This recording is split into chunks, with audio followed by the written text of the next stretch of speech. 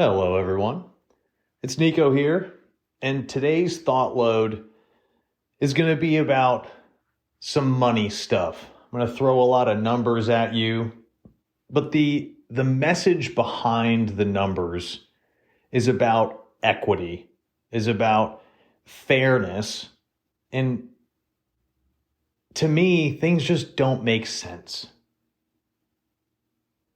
So one of the things that's happening currently is the United Auto Workers Association or Union of America is on strike because executive wages have gone up, they're not getting paid as much and all that stuff. And in this particular case, especially after doing some research this morning, I am 100% behind these workers. And I want to show you why. Because I have thought for a long time that the discrepancy between executive salaries or compensation packages is just way too big in comparison to all of the rest of the workers in the company.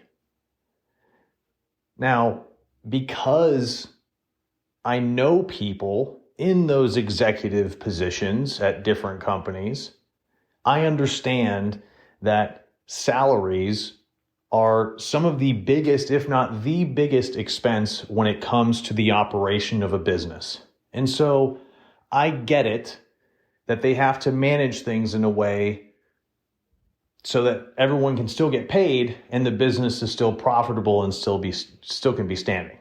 I understand all of that. But there's still a lot of shit that doesn't make sense. Here's what I found this morning. I've been at this for like an hour and I'm all in. So, and I'm just going to focus on mainly Ford, but also some numbers from GM as well. The other big three automaker, apparently they're European owned, and so their financials are a little different, and I wasn't able to get into that. But the CEO of GM, Mary Barra, her overall compensation package for 1 year was $28.98 million. Now, sure, some of those were in stock grants.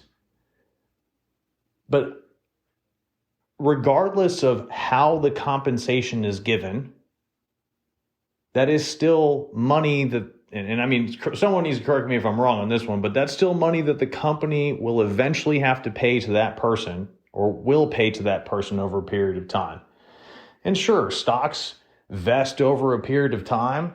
For these executives, it's 3 years, which I find hilarious. Most other people in lower tiers of a company, it's 4, 5, 6 years of vesting. So, okay. Thanks for that, equity on that one. And apparently this CEO has gotten a 34% increase in pay since 2019. Now that's fine, but you mean to tell me that basically over the past 3 to 4 years, you've gotten 10% a year? I'm sorry, when I was working, I wasn't getting 10% a year. And I know tons of people that weren't even getting 10% a year. So again, how is that equitable? How is that fair? And talking about Ford, the CEO, James Farley, is a little different. His overall package, $21 million, 15.14 in stock awards. Again, 3-year vest. But that's an insane amount of money on basically an annual basis that could be distributed differently to help increase the pay of workers. Now, I think that just pointing out two people is not, or these two people in particular, is not a good way to dissect the whole equity situation. So let me give you some bigger numbers, okay? There are, according to what I was able to pull up, 106 leadership positions at Ford. The average base salary of those positions is $236,000. Now, the funny part was I pulled up the Q4 earnings report for Ford, and in that earnings report, there were 2 offer letters that they shared for executive positions, one for Michael Amend and one for Doug Field. Both of their base salaries were more than double that. Michael's was $500K, Doug's was $750. They got signing bonuses of $600,000 and $800,000 respectively, and both of them had stock awards or grants that were $11 million and $30 million respectively over about a 3 to 4 year time period. What? I mean, I don't know what else you need in life after you have about, $10, $12 million in the bank. What else do you need? Do you need more boats or more cars or more houses? You got people that work in the same damn company that you do that are having trouble putting food on the table, and you're making that much money? And so the equity part, and what doesn't make sense to me, and what I've always thought is a potential solution, is I'm not saying that these people should bring their salaries back down to earth to be equal to someone else who doesn't have a high school diploma or who doesn't have a master's or a PhD. I'm not saying that. If someone works hard, they have the right qualifications, and they bring value to a company, that should be compensated. But we should also do it with some fucking fairness in mind. And so my question has always been, why can't the top level of companies take a 5, 7, 8% reduction in compensation, not base pay, compensation, because all of that will eventually go back into, or all that's money that the company is able to spend. Again, someone in accounting is going to rail me on this one, but hey, I never said I was an expert here.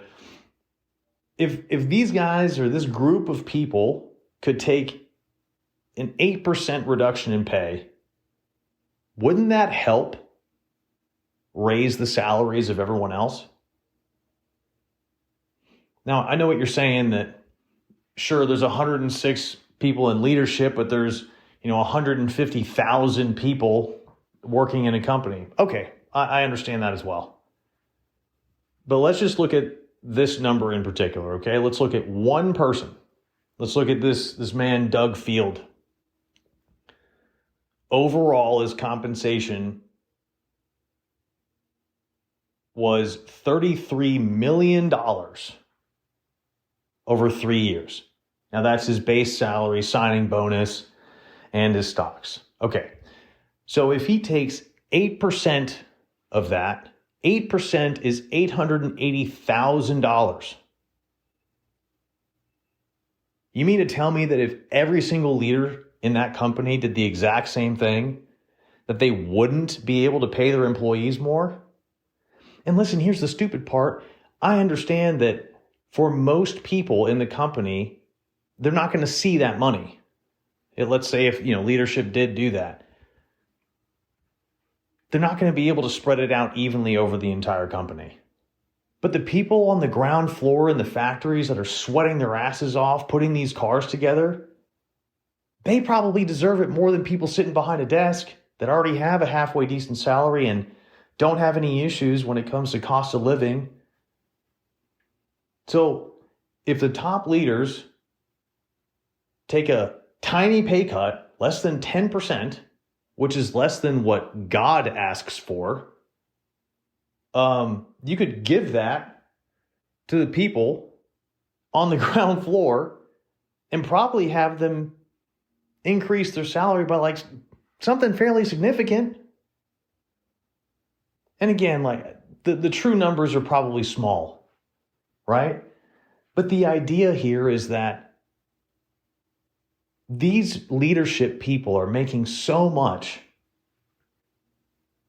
that why can't they take a reduction? It doesn't make sense. In fact, this just came to mind, so I don't have the reference in front of me. But I remember watching something on 60 Minutes or something a few years back that talked about a company in Japan whose president or CEO or founder, whoever it was, mandated that his own salary never went over $100,000, regardless of how well the company did. This man took the bus to work every day, along with his coworkers. And that's a CEO or executive or leadership position in a company. It can be done. And again, why do people need that much money? I mean, sure, let's say you live in a $20 million house. That mortgage has got to be steep.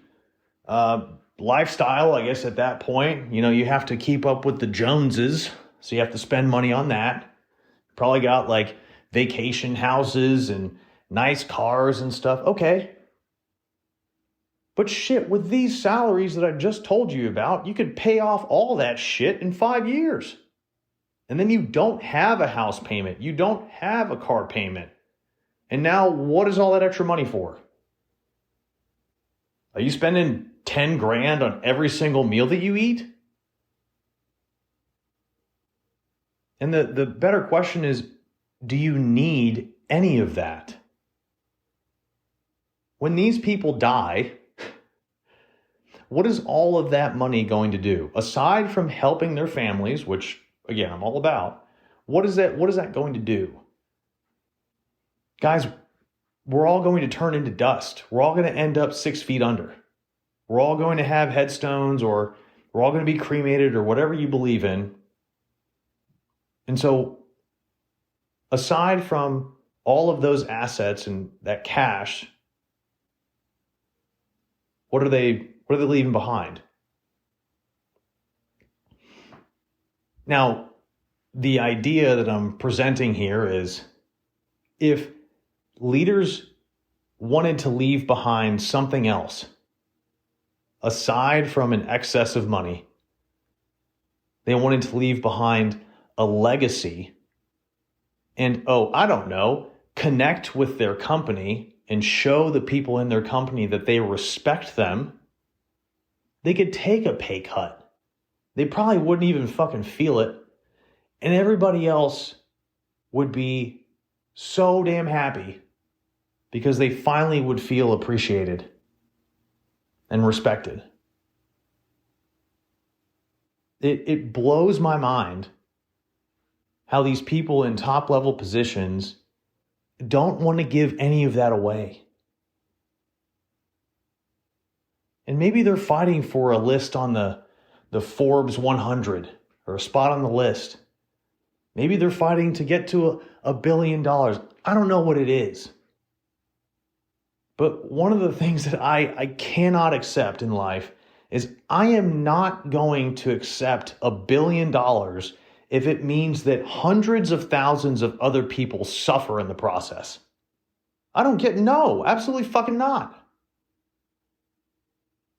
You mean to tell me just because these people worked hard and maybe they were born into the right place or they had the right connections or whatever it is, that all of a sudden it's okay that they make millions of dollars but other people can't fucking afford a house or afford to put food on the table?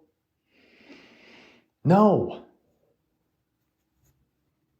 Because remember, we didn't choose where we were born. We didn't choose any of that shit. You and I could have been born in a tribe in Africa, in northern Siberia, in fucking northern Alaska, in anywhere. And so I refuse to accept that, we should accept that money if it means other people are going to suffer.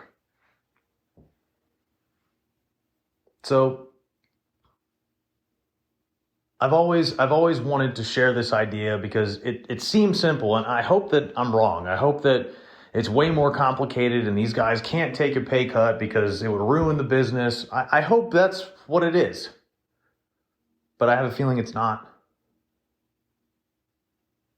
And I urge all of you to look into things like this so you can see where your values lie. And there's no right or wrong answer here. There's simply different conclusions that we'll come to based on our life experiences. But from what I can see with all the numbers that I'm looking at, the $25 billion in gross profit for Ford in 2023, $23.6 billion in 2022, you mean to tell me they can't take a fraction of that and help distribute it among their workers so they can get paid a little bit more? Or not only could they take some of that, but again, leadership takes less. Like, it just doesn't make sense. It doesn't make sense the way things are currently set up to me. And I hope that more people like these union workers and like others tuning into the news, well, certain news channels, I hope these people start to connect these dots and see that there's just a better way to do things, people. If you're going to run a business, put any extra profit back into the business. Pay your people fairly. Pay yourself what you're worth, but every once in a while, take a look at how much money you're actually bringing in and ask yourself, do I need more? Can I survive with less? Am I still going to be happy making 5, 10, 15% less? And if the answer is yes to that question, you need to do that immediately. And help the other people out that are bringing you up. Because the thing that these executives don't seem to fucking understand is that without those 180,000 or however many workers that are at Ford on the ground doing this shit, they don't make dick. If there's no cars being produced by a company, they're not selling extra parts, they're not doing anything else, they're probably going to make a shit ton less money, right? Well, the people doing the work are the employees that are under them. Guys, I hope this was an informational thought load for you. Hopefully it was somewhat streamlined. I know I got a little off base there for a minute, but this stuff impacts me. I literally watched a video today and then I spent an hour pulling up all these numbers. And again, if you're a business owner, truly think about this. Put yourself in the shoes of your coworkers, of your subordinates, whatever the fuck you want to call them. They are human beings. They have lives. They have family. They have desires and dreams. And if you could take less than 10% of what you have and give it to them, maybe they can create a company. Maybe they can help other people. Maybe they can do the same thing. And now we're starting a cycle of positivity instead of this stupid ass cycle of negativity where executives take more and give less. That'll, I guess, be my quote for today. Guys, if you enjoyed this thought load, stay tuned next week for another one. I hope you have a wonderful day. And as always, begin the duel, win the day.